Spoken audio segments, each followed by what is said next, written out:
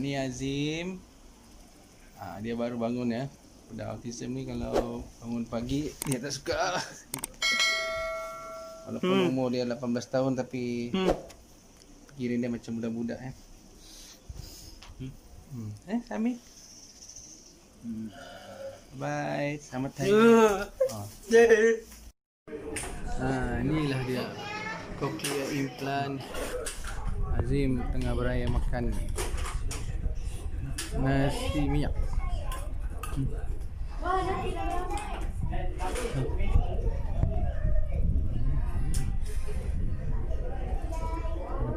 Syami? Syami?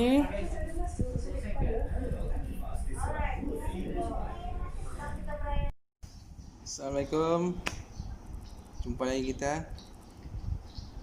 Sepenuh Hari Raya Aidilfitri ini saya ingin mengucapkan selamat Hari Raya Maaf Zahir Batin kepada semua kenalan-kenalan saya, terutama rakan-rakan dan juga sanak saudara yang tidak dapat beraya pada hari ini. Maklumlah kita masih dalam tempoh PKP. Apa-apa pun kita harus patuh dengan SOP yang telah diberikan. Arif, anak pun tengah main handphone. Sebenarnya hari ini saya ingin bercerita tentang salah seorang daripada anak saya, Aira. Salah seorang daripada anak saya yang bernama Azim Syahmi. Anak yang kedua daripada 5 orang adik-beradik. Azim Syahmi ni dia salah seorang anak yang istimewa lah. Dilahirkan pada tahun 2000. Sekarang ni usia dia dalam 18 tahun. Masih tidur di atas. Azim Syahmi ni dilahirkan dengan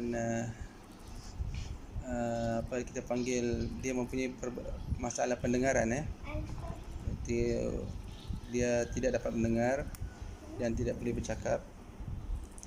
Kategori dalam OKU pendengaran. Cuma yang saya ingin tekankan di sini, yang ingin saya sharekan di sini ialah Azim Syahmi ni dia mempunyai masalah yang telah pun yang lebih diketahui oleh orang ramai, iaitu autism. Kenapa saya ingin berkongsi pada hari ini tentang permasalahan autism ni? Kerana autism ni ramai yang belum lagi faham apa sebenarnya autism ya. Pada mulanya pun kami pun sekeluarga tidak faham apa itu autism.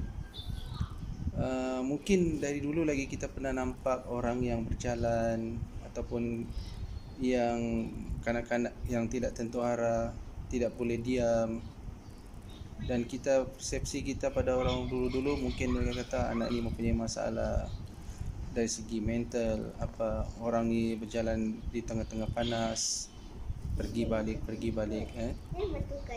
ataupun kita faham. Dulu kita tidak tahu tentang apa tu autism.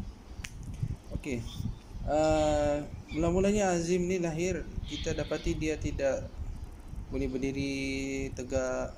Kalau dia berjalan dia selalu jatuh, dan dia perkembangan dia sangat slow. Jadi pada satu hari kita bawa dia ke hospital dan kami dapati waktu tu usia dia umur dalam 2 tahun dia tidak dapat mendengar. Doktor telah confirmkan yang dia tidak boleh mendengar. Jadi kita orang suami isteri berusaha untuk mencari apakah alternatif untuk kita bantu Syahmi untuk pendengaran. So kita pun dapat informasi tentang salah satu pembedahan cochlear implant di HQM. So kita buat prosedur di HQM tu dengan kos yang sangat tinggi, cecah lebih dalam 75,000 lah. Selepas pembedahan tersebut, Azim dapat mendengar seperti kanak-kanak biasa, dan Azim juga stay di Semenanjung di Kuala Lumpur dalam tempoh yang lama, iaitu setahun bersama isteri saya waktu itu. Apabila dia meningkat umur, iaitu 6 tahun ke 7 tahun, kami dapati dia suka menyendiri. Azim suka menyendiri, dia tidak suka bergaul dengan orang lain apa semua. Walaupun kita tahu dia mempunyai masalah pendengaran, jadi kita fikir pada waktu itu adalah perkara yang biasa. Waktu itu kita tidak tahu lagi yang dia ni sebenarnya mempunyai masalah autism. Selepas dia meningkat lagi dewasa, pada umur tingkatan 1, kita lihat dia semakin agresif. Jadi pada kita ambil keputusan untuk bawa dia ke hospital untuk kita buat rujukan. Pihak doktor telah mengenal pasti bahawa selain daripada masalah pendengaran dan pertuturan, Azim Syahmi ni juga mempunyai masalah autism ya. Jadi apabila kami dimaklumkan tentang masalah autism tersebut, barulah kami tahu bahawa autism ni sangat sukar untuk diubati kerana sampai sekarang pun tidak ada ubat ya. Jadi apa alternatif yang kita buat ialah kita tidak mengongkong dia di rumah, kita hantar ke sekolah-sekolah yang mendidik untuk dia berdikari. Seperti di tempat saya ni ada satu NGO Agape. Pusat Agape ni dia mengumpulkan budak-budak yang bermasalah autism, sindrom Down dan berbagai lagi dyslexia apa semua. Saya dapati Syahmi boleh bergaul. Akhir sekali selepas tu kita hantar ke sekolah biasa seperti sekolah rendah kebangsaan di sini. Tapi untuk pendidikan khas, dia pun dapat bergaul juga. Tapi ialah dia kan mempunyai masalah pendengaran, yang mana budak-budak yang mempunyai masalah pendengaran yang menggunakan cochlear implant ataupun hearing aid, mereka tidak suka dengan alat tersebut. Mereka akan sering buka. Itu permasalahannya lah.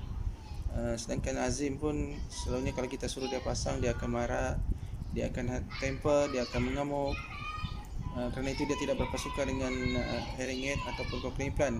Mudahlah kita telah ubah kepada cochlear implant, tetapi masih juga dia tidak boleh menggunakan dia punya processor tu, alat tersebut. Jadi kami teruskan juga, kita tidak mau dia tertinggal. Selepas darjah 6 kita sambung pergi sekolah menengah.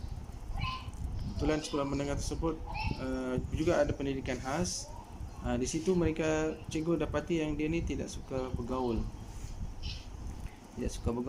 Kerana mungkin di sekolah khas tersebut bukan untuk masalah pendengaran saja, tapi keseluruhan di situ ada. Jadi dia tidak dapat bergaul dengan kawan-kawan. Dengan permasalahan dia sendiri pun dia tidak suka pakai. Apabila dia tidak pakai, orang bercakap dengan dia tidak dengar. Jadi dia suka buat perkara-perkara dia sendiri. Jadi pada usia tersebut 18 sehingga sekarang 18 tahun, Azim ni lebih suka bersendirian. Jadi di kalangan adik-beradik pun dia suka marah, dia suka sakitkan hati adik-beradik.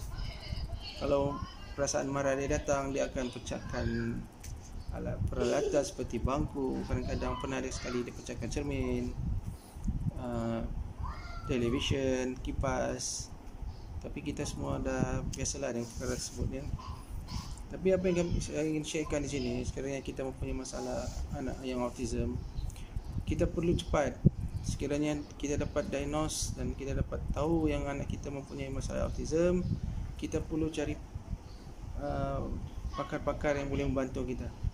Sekarang ni rujukan banyak di dalam Google, dan doktor-doktor pakar pun di hospital banyak yang mempunyai spesialis dalam autism.